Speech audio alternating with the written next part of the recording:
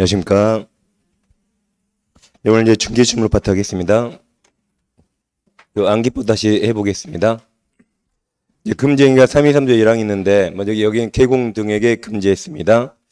이제 중개 대상물 매매업 안 되는 것이고, 무등록점을 알면서 협조 안 됩니다. 뭐 실배라든가 중개보수 초과소수 안 되죠.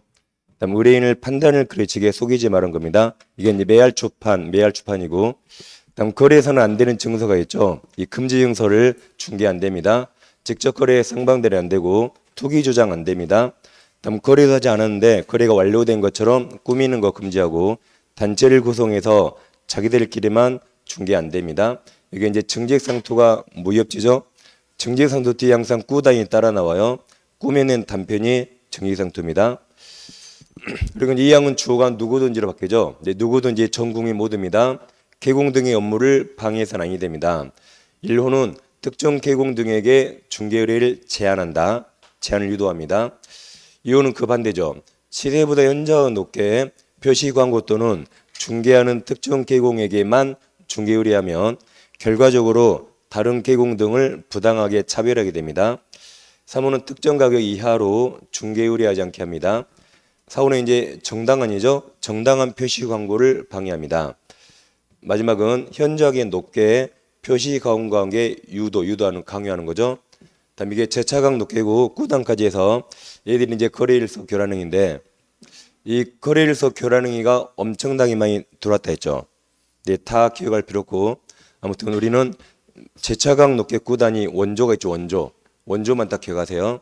왜냐하면 이 거래일서 교란행위가 한 30개 들어왔는데 그 중에서 우리가 포상금이 재차각 높게 꾸단만 포상금 주거든요. 그러니까 다른 거 기억하지 않는 게 좋습니다. 그래서 우리는 원조 7개 있죠. 원조 7개만 딱 기억하세요. 옆에 이제 원조 옆에 막 맛집도 옆에 막 뭐 생기잖아요. 그런데 안 가죠? 그렇듯 원조만 딱 기억합니다. 포상금도 교란행위 중에 7개만 포상금입니다. 그래서 다른 거 기억하지 않는 게 오히려 더 다른 문제를 더 많이 맞을 수 있습니다. 그다음에 이제 부당한 표시 광고가 있는데 이건 중요한 게 이 부당 표시 광고는 교란행위에 해당하지 않습니다. 이걸 꼭 기억하셔야 돼요. 이게 이제 먼저 부당한 과거, 부당한 사실을 과장하죠. 거짓으로 표시 광고. 다음 속이거나 중요한 걸 빠뜨립니다. 다음 존재하지 않은데 표시 광고하죠. 다음 존재하지만 의사가 없는데 표시 광고. 존재하지만 대상이 될 수 없는 겁니다. 그래서 부당한 거를 쏙 빠뜨리니까 오, 좋아, 좋우, 좋대입니다. 5가 이제 500만 원이야 과태료죠. 부당한 표시 광고입니다. 행정처분에서 먼저 거래정보 사업자는 지정 취소할 수 있습니다. 네, 부운의 망을 설치하죠. 부운의 망을 설치하다가 지쳤습니다. 부가 부정하게 지정받은 거죠. 부정 앞에 항상 뭐가 있습니까? 거짓이나 부정하게 지정받은 겁니다. 우는 운영규정 위반입니다. 은은 의뢰받은 내용과 다르게 정보 공개죠. 망은 사망 예상, 설치는 정당한 사유 없이 1년 이내에 정보망을 설치 운영하는 겁니다. 다음 공인중개사 자격 취소가 있는데 양기법이 바뀌었습니다. 이제 부양정 식당이 있는데 그 동네 자취생한테 부양정이 현금을 유포합니다. 그래서 다시 자취생에게 부양정이 현금을 유포했습니다. 부가 이제 부정하게 자격취득이죠.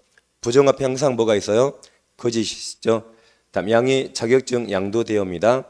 양도 앞에 항상 뭐가 있죠? 성명을 사용하게 했습니다. 정의 정지입니다. 그러니까 자격정지 기간에 일하면 자격 취소입니다. 원래는 이 법 위반 징역형이었는데 이 법 또는 형법 위반 금고 이상입니다. 그러니까 금고, 징역, 사형 다 들어가죠. 다 집행유예 포함입니다. 집행유예 포함. 그래서 자취생한테 부양정이 현금을 유포했습니다. 다음 소공은 자격정지 할 수 있다는데 소유인 설거지 자정해야 합니다. 소가 이중 소속이죠. 인장 위반입니다. 성실 정확하게 확인 설명하지 않은 거 거래계약서 거짓계제입니다. 지가 금지행위죠. 아까 금지행위가 매할초판 정의상투구단입니다. 다음 개공은 절등치가 있는데 부가 추가됐어요. 그래서 오토바이 전환할 때 부등소방향 결정망 그리고 마지막에 이의 없다 시입니다. 부가 부정하게 등록받은 거죠. 부정 앞에 항상 뭐가 있죠? 거짓이 있습니다. 등이 이중으로 중개사무소 개설 등록이고 이중 소속입니다. 부가 중개보존인데 중개보존은 개공과 소공을 합한 수 5배 초과할 수 없는데 5배 초과해서 고용하면 절등치가 되고 이 양도되어죠. 양도 앞에 항상 성명이 있습니다. 여기는 등록증이라 성명 또는 상호를 사용하게 한 거 또 등록증 양도되어입니다. 다음 결혼 결격에 해당되면 중개 못하게 하겠죠. 절등시킵니다. 정은 정지가 2가지예요. 첫째, 자격정지 받은 소공한테 일 시킨 자 절등치. 그리고 그 기간에 일한 자는 자격취소입니다. 두 번째, 개공 자기가 업무정지일 때 일하면 절등치입니다. 망은 사망의 산이죠. 다음 임등치는 무협지고 제목이 증지상 독구단입니다. 출판사가 매할 출판사에 무협지는 날아다니니까 손자 점거 교매할 필요 없습니다. 다음 이 무협지가 2년 이상 독점규칙 위반했고 1년 이내 3억과 대적가가 있습니다. 그래서 소공이 금지행위하면 자격정지고 이게 개공이 매할 초판 증인상 독구다라면 임등치가 됩니다. 다음 사가 이중사무소죠. 이미 천막 등 임시시설물 설치입니다.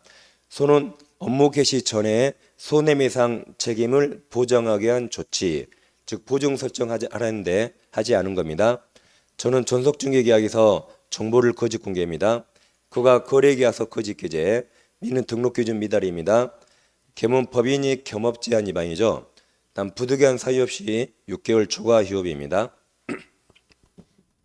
그 다음 이제 형벌까지 같이 보면 형벌이 중개사법은 3다 이상과 1다실 2가지입니다.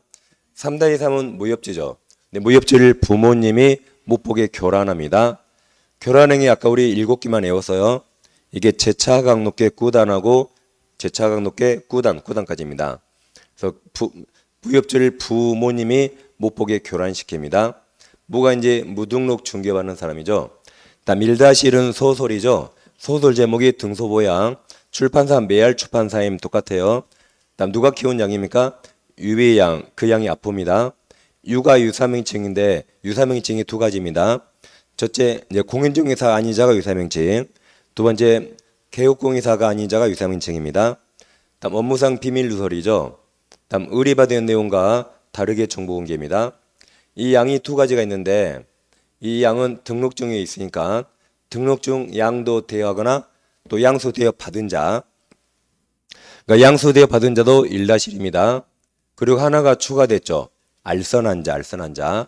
그러니까 양도한 자, 양수 받은 자, 알선한 자 3명 다 이제 깜방에서 만나는 겁니다. 이 양은 자격증 양도되어하거나 양수되어 받은 자, 또 알선한 자까지 포함됩니다. 다음 이건 개공 아닌 자가 표시한 거죠. 1-1입니다. 다음 중개사법은 과태료가 2가지인데 500만 원 이하는 부당한 정보를 알리지 않고 연설한 협회 너 뭐니? 이렇게 했죠. 부당이 아까 부당한 표시 광고입니다. 부당하게 과거를 쏙 빠뜨리니까 오 좋아 좋우 좋대 5가 500만 원 과태료죠. 다음 이게 거래정보 사업자하고 공인중개사 협회에 나오고 과태료 물어오면 무조건 500만 원 하면 됩니다. 다음 이제 이게 추가됐죠. 보조는 보조인이라고 알리라는데 중개 보조임을 알리지 않는 겁니다. 당연히 연수교육 받지 않은 거죠. 서류 확인 설명 위반인데 성실 정확하게 설명하지 않거나 근거 자료를 제시하지 않은 겁니다. 다음 모니터링 나오면 무조건 500만 원입니다. 다음 100만 원 이하는 계좌소문 등 휴강입니다. 개시 의무 위반, 다음 차와구 등이 자격 취소 후 7일 이내에 등록 취소 후 7일 이내에 자격증 미반납, 등록증 미반납이다. 소는 이제 중개 완성했어요. 중개 완성하면 손해배상 책임 설명하라 그랬죠. 설명하지 않은 겁니다. 물은 사무소 간판의 문자나 글자 위반입니다. 이는 10일 이내 이전 신고하는 거죠. 휴가 이제 사전 신고인데 사전 신고 세트 4가지예요. 휴업, 폐업, 재개, 변경 신고하는 겁니다. 광은 표시 광고할 때 명시해야 할 사항이 있었죠. 그 명시 안 하면 100만 원 이하 과태료입니다. 이제 지금까지 해서 약 7문제 나온다 그랬죠. 아무튼 반드시 외우셔야겠습니다. 감기에 걸려 좀 모기 이상해서 죄송합니다. 지난번 휴강할 때는 여기다 목을 태야 목소리가 나왔어요. 이렇게 목소리 났거든요. 오늘 그 정도는 아니어서. 이제 중개 실무가 약 4-5문제 나오는데 보통 이렇게 나온 게 정해 있습니다. 네, 상위법은 한 번씩 안 나올 때가 있어요. 근데 이 3가지는 해마다 꼭 나오고 있습니다. 그리고 이제 기타에서 한두 문제 내는 겁니다. 그래서 아무튼 여기 내기는 한 문제 나오겠다 생각하고 여기 위주로 공부하는 겁니다. 그래서 오늘은 주임법과 상임법 2가지 하겠습니다. 이 2가지는 일단 편면적 강행 규정이죠. 그래서 주임법, 상임법이 있는데 당사자 여건과 서로 다를 때 이 약정이 언제나 모유가 아닙니다. 이 법 개정보다 약정이 더 임차인에게 유리하면 그 약정 유효. 그래서 법 개정 적용되지 않고 약정에 따릅니다. 근데 약정이 법 개정보다 임차인에게 더 불리하면 그 약정 무효가 됩니다. 무효가 되고 법 개정에 따르는 거죠. 이처럼 임차인만 보호하죠. 이것이 한쪽만 보호해서 편면적 강행 규정이고 둘 다 일시 사용이 명백하면 특별히 보호할 필요가 없어서 적용되지 않습니다. 그 다음 특별법 2가지인데 이제 특별법에 규정되지 않은 게 있으면 일반법 규정이 다 보충 적용됩니다. 그래서 여기 뭐 필요비나 유익비 없습니다. 임차권 양도 전대 없어요. 부속물 매수 없습니다. 이렇게 주임법, 상임법에 없는 것은 민법에 있는 것들이 다 갖다가 보충해서 적용됩니다. 그래서 여기 없는 것들은 다 민법 임대차 갖다 사용하면 되겠습니다. 항상 특별법은 적용 범위가 중요하죠. 일단 주임법은 모든 주택 임대차에 다 적용됩니다. 그러니까 일시 사용을 제외하고 모든 임대차에 다 적용됩니다. 네, 상임법은 모든 상가 임대차에 다 적용되는 게 아니죠. 상임법은 먼저 사업자 등록 대상이 돼야 됩니다. 영리 목적 임대차만 적용되고 영리 목적이 아니면 적용되지 않습니다. 또 뭐 교회라든가 뭐 동창회 사무실 그런 거 적용되지 않습니다. 영리 장사를 해야 돼요. 그리고 여기는 환산보증금 제한이 있습니다. 월세 곱하기 100을 해서 보증액 사는 거죠. 좀 이따 자세히 보겠지만 서울은 9억 이하가 상임법 전부가 적용되고 9억을 초과하면 일부 규정만 적용됩니다. 그래서 주임법은 뭐 보증금이 100억이어도 다 적용돼요. 네, 상임법은 돈 많은 임차인 원래 보호하지 않습니다. 이 영세 상임만 보호하는 게 주 목적입니다. 이 중에 먼저 주임법 하겠습니다. 법 제목을 잘 보세요. 이 법은 주택 임대차만 적용됩니다. 그럼 임대차는 전세권 등기하지 않은 거죠. 그래서 아파트나 주택에 전세권 등기하면 이 법 적용 안 됩니다. 전세권 등기하면 물권 전세권이 적용돼요. 이건 전세권 등기하지 않은 채권 임대차만 적용되는 겁니다. 여러분 137페이지 오세요. 우리 책 137페이지입니다.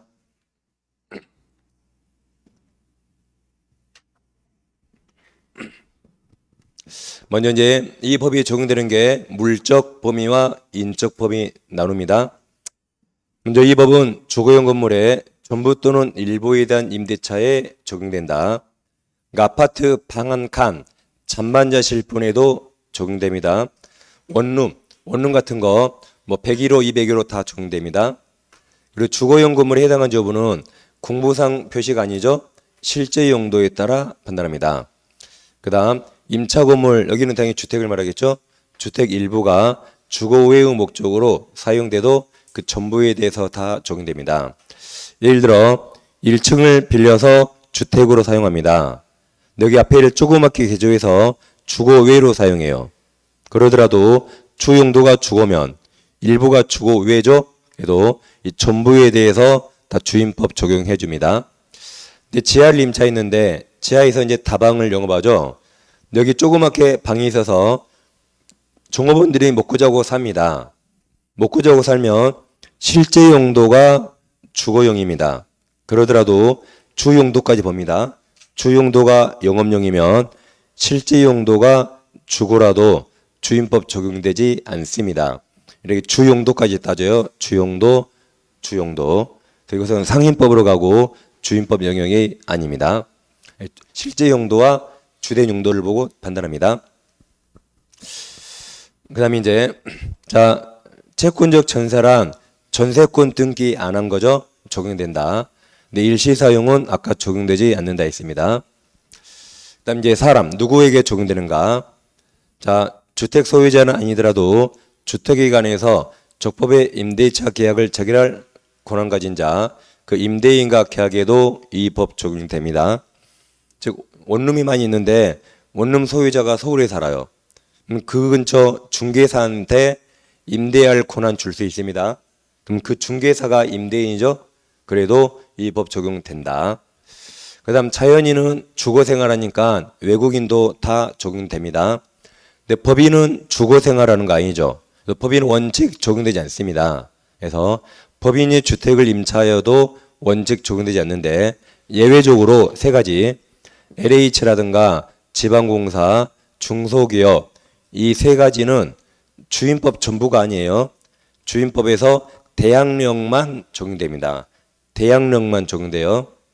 예를 들어 이제 요즘 미분양 아파트가 있거든요. 미분양 아파트를 LH에서 전부 다 임대차입니다. 보증금 주니까 일단 부도를 면했어요. 그 지역의 무주택자 다시 빌려줍니다. 저희들이 들어가 사는 거죠. 미령 공익법인이 중간에 다리를 놔서 건설사 부도 면했죠. 얘들 살집 생겼죠. 이런 경우에 한해서 예외적으로 대항력만 적용해 줍니다. 대항력만 적용돼요. 다른 거 적용되지 않습니다. 근데 존속기간을 가겠습니다. 한 장 넘기면 138페이지입니다. 일단 임대차 세 가지 법이 있는데 민법이든 어떤 법이든 최장 기제한 없습니다. 최단은 민법 없어요. 근데 주임법인 2년, 상임법 1년 있습니다. 다음 차임을 연체하며 해지할 수 있는데 민법은 2기입니다. 주임법 규정 없어요. 상임법 3기입니다. 그럼 이렇게 특별법의 규정이 없으면 아까 일반법이 보충 적용된다 그랬죠. 주택도 월세 2달 밀리면 나가라고 쫓아낼 수 있습니다. 네, 상가는 몇 개죠? 3기, 3달분입니다. 이 중에 최단 기간을 먼저 하겠습니다. 이제 기간을 정하지 않거나 2년 미만으로 정한 임대차는 그 기간을 몇 년으로 봅니까? 2년으로 본다. 다만 누구만? 임차인만 2년 미만으로 정한 기간이 유효함을 주장할 수 있다. 임차인만 가능하죠. 임대인은 2년에 딱 구속됩니다. 가백의 주택이 있는데 을가 임대차 할 때 기간을 3년 정했습니다. 그럼 3년 유효죠? 유효입니다. 최장기 제한 없어요. 근데 깜빡 잊고 기간 안 정했습니다. 그럼 몇 년으로 봅니까? 2년으로 본다. 2년 미만으로 했어요. 그래도 2년으로 본다. 2년. 단 누구만? 임차인만 2년 미만으로 정한 기간 1년과 그 다음 법에서 인정한 2년 둘 중에 하나 선택할 수 있습니다. 임차인이 사익기간 1년 6개월 주장할 수 있나요? 못합니다. 못해요. 분명히 2년 미만으로 정한 기간을 주장하라 그랬죠. 그래서 약정 기간을 선택하거나 법에서 인정한 2년 둘 중에 하나를 선택해야 돼요. 사익기간 멋대로 선택할 수 없습니다. 근데 대다수 국민들은 할 수 있다고 잘못 알고 있어요. 그러니까 우리가 임차인이면 이렇게 살고 나가도 아무도 모릅니다. 원래는 안 되는 거죠. 근데 법을 잘 알면 이렇게 다 이용할 수가 있습니다. 그 다음 임대차가 끝났는데 보증을 못 받았어요. 계속 보호해야겠죠. 그래서 임대차는 전속한 것으로 봅니다. 그 다음 이제 묵시갱신 법정에 짓는데 자 만약에 10억짜리 주택을 3년간 보증금 6억을 줬습니다. 그럼 임대차를 3년 했죠. 자 그럼 임대인은 기간 끝나기 6개월 전부터 2개월 전까지 이때 임대인은 뭔가 통지를 해야 되죠. 끝나면 나가 또는 끝나고 더 살려면 보증금 올려줘라고 반드시 6개월 전부터 2개월 전에 통지해야 됩니다. 한편 임차인은 기산점 없어요. 계약일부터 해도 됩니다. 끝나기 2개월 전까지 통지하면 됩니다. 2개월 전까지 끝나면 나간다 또는 끝나면 보증금 깎아달라고 2개월 전까지 해야 됩니다. 그래서 임대인도 이때 아무런 통지가 없고 임차인도 여기까지 아무런 통지가 없으면 기간 끝나면 자동갱신, 법에서 묵시의갱신을 인정합니다. 그때 이제 돈은 전과 똑같습니다. 보증금 월세는 전과 똑같아요. 기간은 전과 똑같은 게 아니고 기간은 2년으로 봅니다. 기간은 2년입니다. 단 여기서 임차인만 중간에 언제든지 해지 통과할 수 있고 3개월 지나면 나갈 수 있습니다. 누구만 할 수 있어요? 임차인만 가능합니다. 이것도 암기법으로 외웠어요. 대륙이가 자이 아파트에 산다 이것입니다.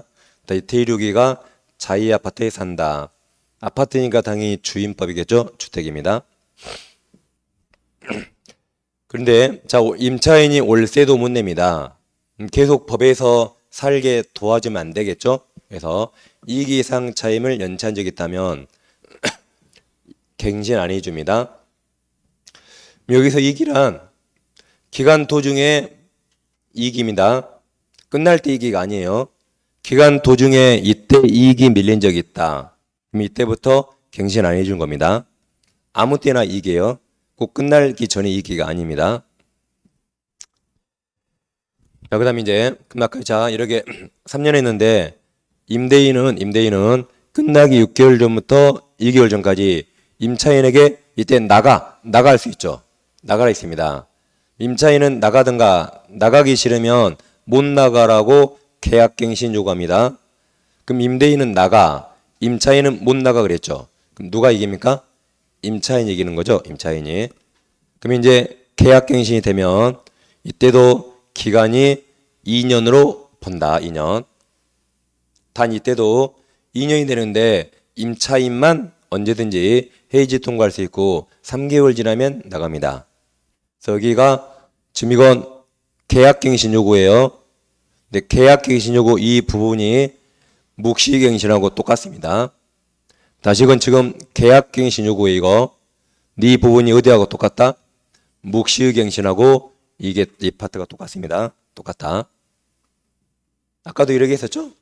지금도 똑같습니다. 이렇게 똑같다 기억하세요.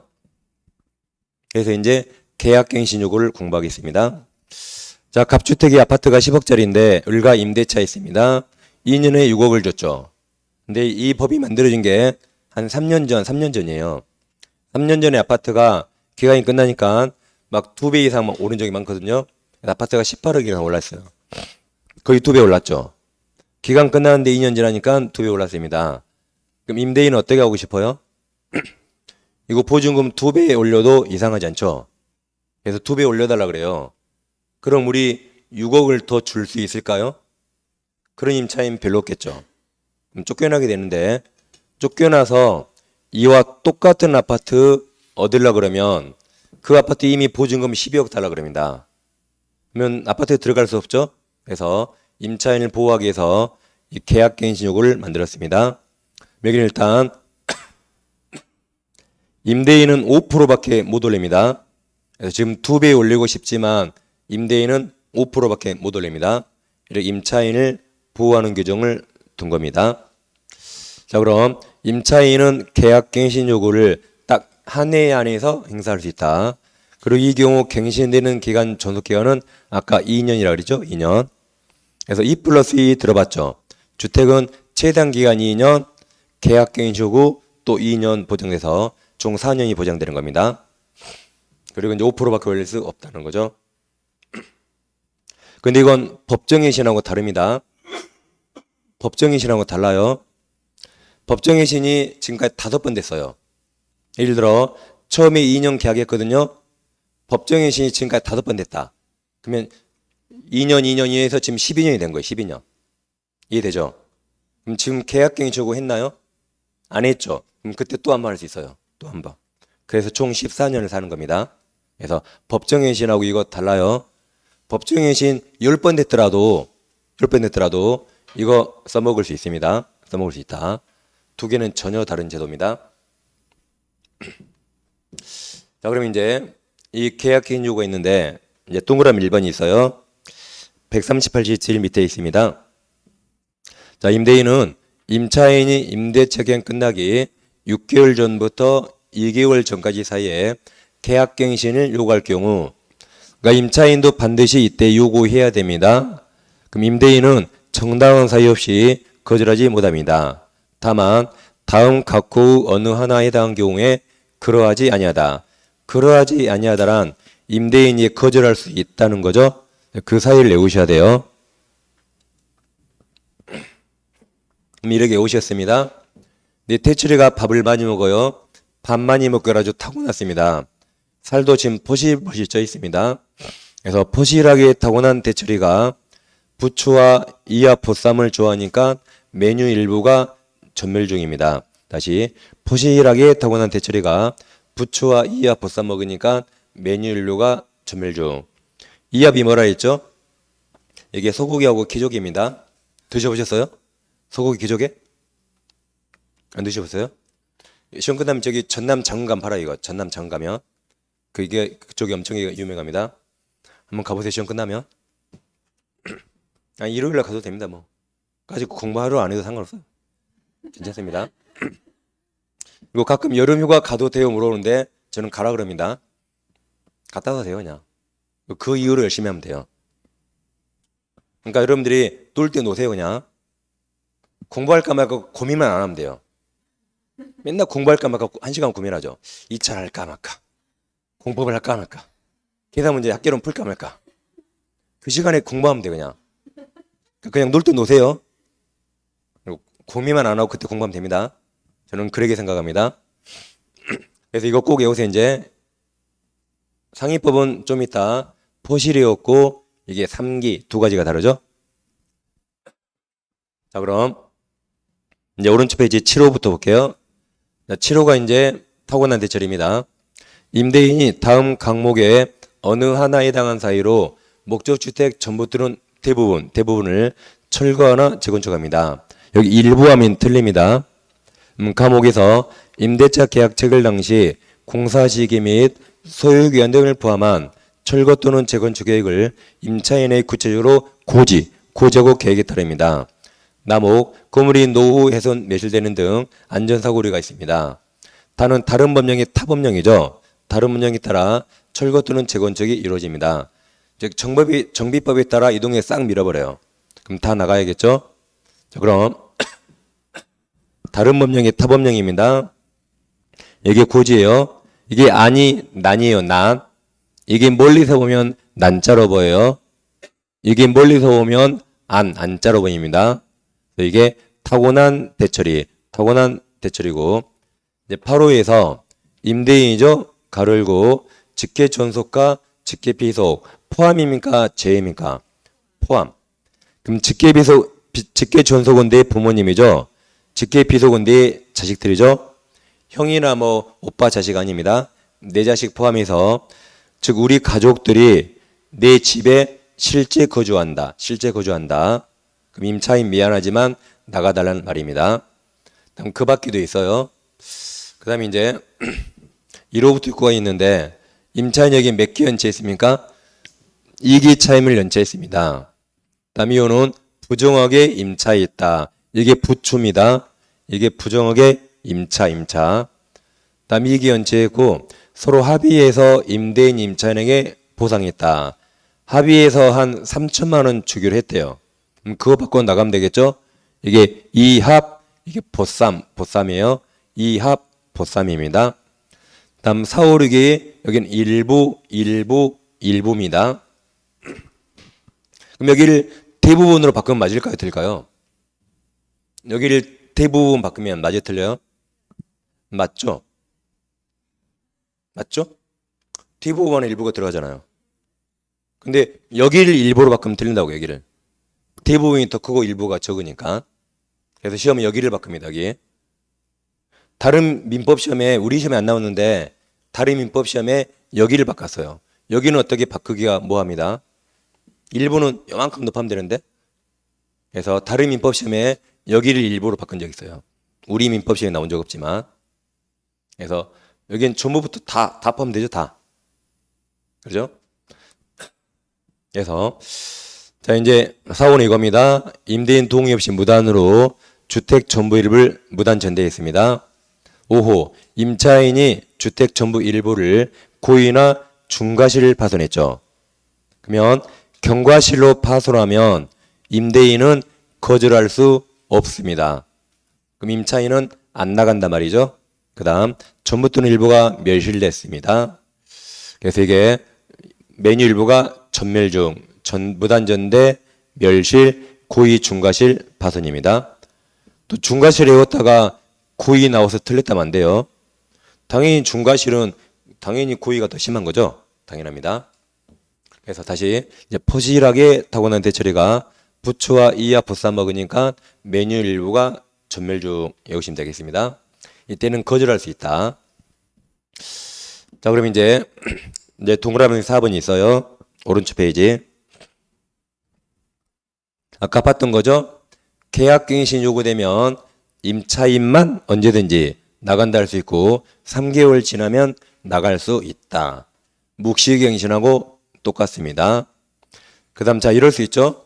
아까 우리 가족이 실제 거주한다고 임차인 내 보냈어요. 그리고 새로운 임차인 보증금 12억에 드릴 수 있죠.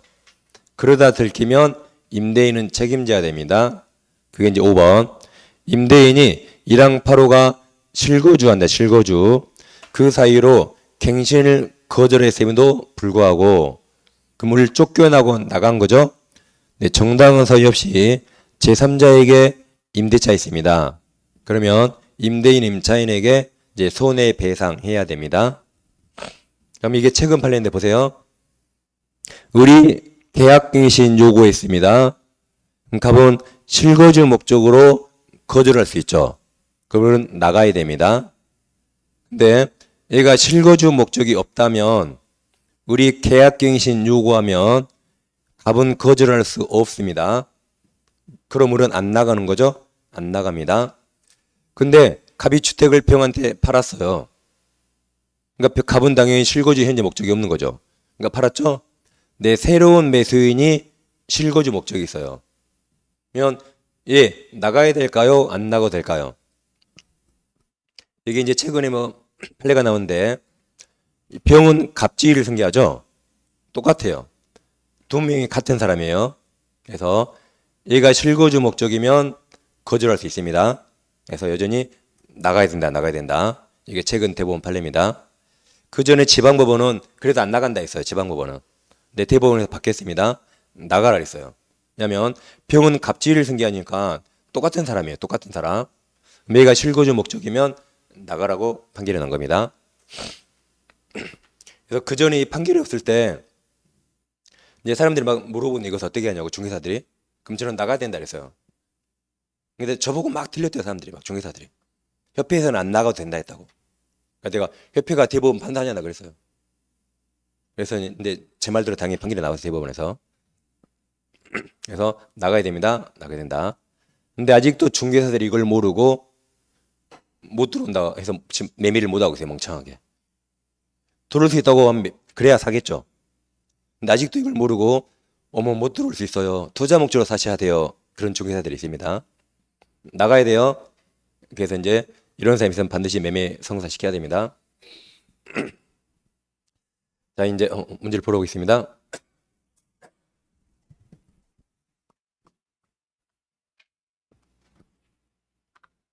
자 1번 문제입니다. 이제 개공갑의 중개로 을과 병은 항상 소유자의 체크하시라 했어요. 병소유 주택입니다. 그리고 중개사법은 개공도 딱 표시하세요. 개공. 개공갑은 중개로 을과 병은 병소유 주택을 임대차에 있다. 주임법 적용 갑 설명 틀린 겁니다. 1번 을과 병이 임대차 기간을 2년 미만으로 정하면 을 임차인만 유효를 주장할 수 있죠.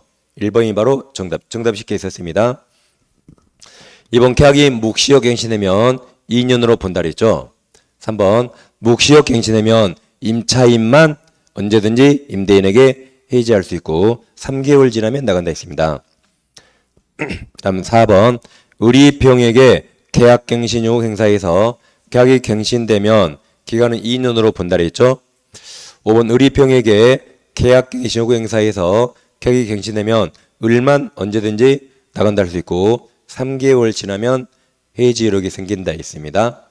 여기 3번 묵시효 갱신 됐을 때하고 5번처럼 계약 갱신 요구했을 때 똑같아요.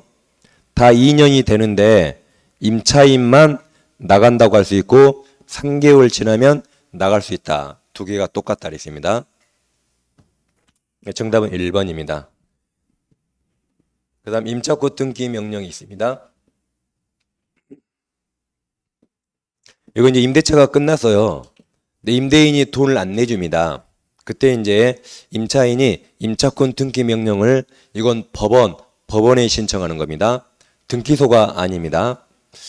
그래서 그때 임차인은 그 모든 비용을 임대인에게 다 청구할 수 있습니다. 자, 예를 들어서 갑주택이 있는데 우리가 임대차 했죠. 임차인이 보증금 지급했습니다.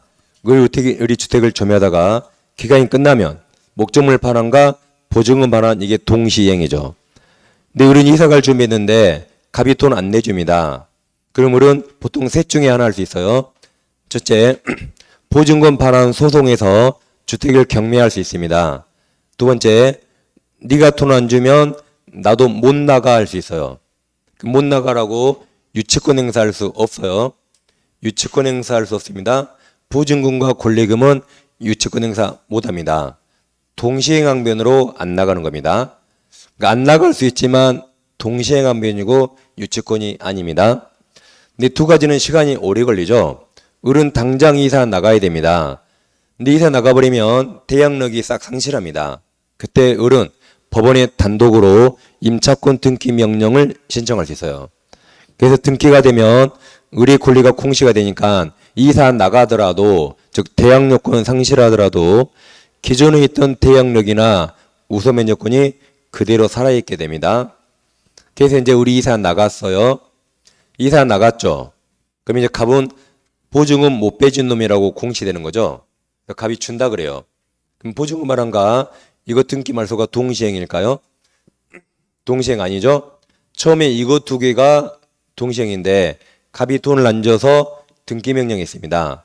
이번에는 보증금 반환이 선행이고 등기 말소가 후행으로 동시행이 아닙니다. 자, 그럼 이제 임차권 등기 명령 후 자, 갑이 보증금 못 빼준다고 공시되잖아요. 그런데도 들어온 임차인이 있어요. 근데 자기는 소유액이라 상관없대요. 근데 이자는 주택에 경매 나오면 최우선 면제는 안 해줍니다. 근데 그냥 우선 면제는 해줘요. 뭘 안 해준다? 최우선 면제를 안 해줍니다. 왜냐하면 이거 해주게 된다면 아파트가 방이 4칸이에요. 그럼 임대인하고 짜고 친척 4명이 들어와 버려요. 소액으로. 친척 4명이 4칸 들어왔죠. 경매 나오면 이 4명이 최우선 다 받아가 버리면 이 4명보다 날짜 빠른 이 을이 보증금을 다 못 받을 수 있습니다. 그래서 이 선순위 을을 보호하기 위해서 얘들은 최우선 면제 안 해줍니다. 근데 우선 면제는 해줘요. 왜냐하면 을을 해야 할 수가 없죠. 을이 훨씬 선순위이고 얘들이 후순위니까 우선 면제는 을이 먼저 받고 얘들이 나중에 받죠. 그러니까 우선 면제는 선순위를 해칠 요리가 없습니다. 근데 이걸 무한하게 인정하면 얘들보다 날짜 빠른 이 사람을 해칠 요리가 있으니까 이건 무지하 인정하지 않습니다. 제한시켜야 돼요. 그래서 제한시키는 게 두 가지 나와요. 첫 번째가 지금 하는 임차권 등기 명령 후 이 집에 들어온 임차인은 최우선 안 해준다.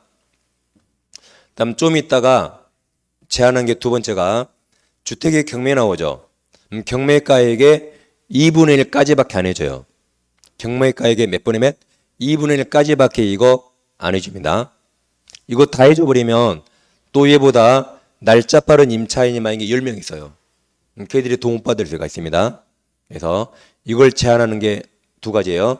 첫째, 임차권 등기 명령 이후 들어온 소유 임차인 X. 두 번째, 경매가의 몇 분의 몇만? 2분의 1만 해줍니다. 왜냐하면 얘들보다 훨씬 날짜 빠른 선순위를 보호할 필요가 있습니다. 두 번째, 얘들이 임차권 등기했죠. 그럼 제3자가 알까요? 모를까요? 등기해서 알겠죠. 그러니까 굳이 경매에서 배당 요구 안 해도 법원이 자동으로 돈 빼줍니다. 그 다음에 이게 이제 신설됐죠? 이게 신설되고 제가 자료 드렸습니다. 자, 법원이 임차권 등기 명령 결정을 하면 임대인 채무자에게 그 결정문이 송달되기 전에도 임차권 등기를 할 수 있습니다. 여기 봐보세요. 법원에 임차권 등기 명령 신청했죠. 그리고 나가면 안 돼요. 뭐까지 해야 돼요? 등기까지 한 걸 보고 나가야 돼요. 다시 임차인이 법원에 임차권 등기 명령 신청했습니다. 그럼 나가면 안 된다고요? 뭐까지 보고? 이게 등기가 돼야 공시가 되죠. 그리고 나가야 됩니다. 이게 왜 생겼냐면, 자, 예전에 이랬어요. 임차인이 법원에 임차권 등기 명령 신청했습니다. 법원은 이게 진짜인가 가짜인가 알아봐야겠죠. 이게 가짜일 수 있잖아요. 알아봤더니 진짜네요. 면 임차권 등기 명령 하라고 결정을 딱 내려요. 그럼 등기는 누가 해요? 등기소. 등기소에 촉탁하게 됩니다. 이 등기해달라고 등기소에 촉탁해요. 그럼 등기소에서는 채무자가 임대인이죠. 보증금 내줄 채무자 임대인. 이자에게 법원 결정문을 보낸다고요. 이걸 보내야 돼요. 그리고 이걸 보내고 그래야 등기할 수 있습니다. 이걸 임대인이 받아야만 이 등기할 수 있어요. 근데 악덕 임대인들이 일부러 안 받아버려 이거. 그러면 2, 3개월이 지날지 몰라 이게. 2, 3개월 등기 못하니까 임차인이 못 나가거든요. 그럴까봐 이번에 법을 이걸 신설했어요. 임대인에게 그 결정이 아직 송달 안 해도 바로 등기할 수 있다. 라고 이 규정을 신설한 겁니다. 그래 악덕 임대인들이 일부러 안 받아버린 걸 막을 수 있죠. 그래서 이게 신설된 겁니다. 물론 시험에 나오기는 너무 어려운 것 같아요. 그래도 알고는 있을. 아무튼 개정됐으니까 제가 말씀드린 겁니다.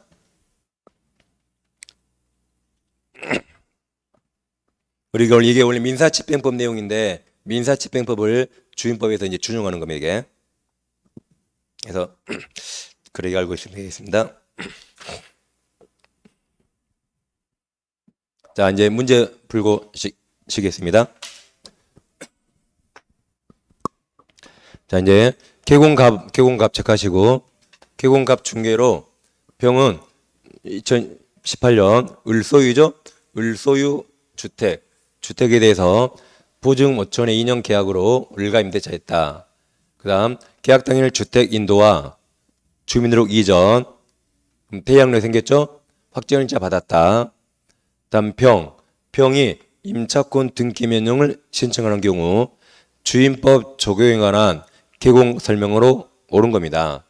결국 여기까지 다 필요 없죠. 그냥 무슨 말이죠? 그냥 임차권 등기 명령 옳은 거 그 말입니다. 그냥 문제가 뭐예요? 그냥 임차권 등기 명령 옳은 거 그 말입니다. 문제가 단순합니다. 그럼 1번 병이 임차권 등기와 관련하여 든 비용은 을에게 청구할 수 있으나 임차권 등기 명령 신청과 관련해서 든 비용도 당연히 청구할 수 있죠. 청구할 수 있다. 2번 임차권 등기 명령 집행에 따른 임차권 등기 마치면 을은 태양도 유지하고 아까 우선 변제권 다 유지한다 그랬죠. 4번 임차권 등기 명령 집행에 따른 임차권 등기 후 병이 주민등록을 이제 용인에서 서울로 이전했죠. 그래도 대양로 살아있다 그랬죠. 상실하지 않는다. 5번 임차권 등기 명령 집행에 따라 임차권 등기가 끝난 주택을 임차한 임차인청은 소액 보증금에 관한 최우선 면제 받을 수 없다. 이게 정답이네요. 임차권 등기 명령되면 최우선 없다 그랬습니다. 여기까지 10분 쉬고 이어서 하겠습니다.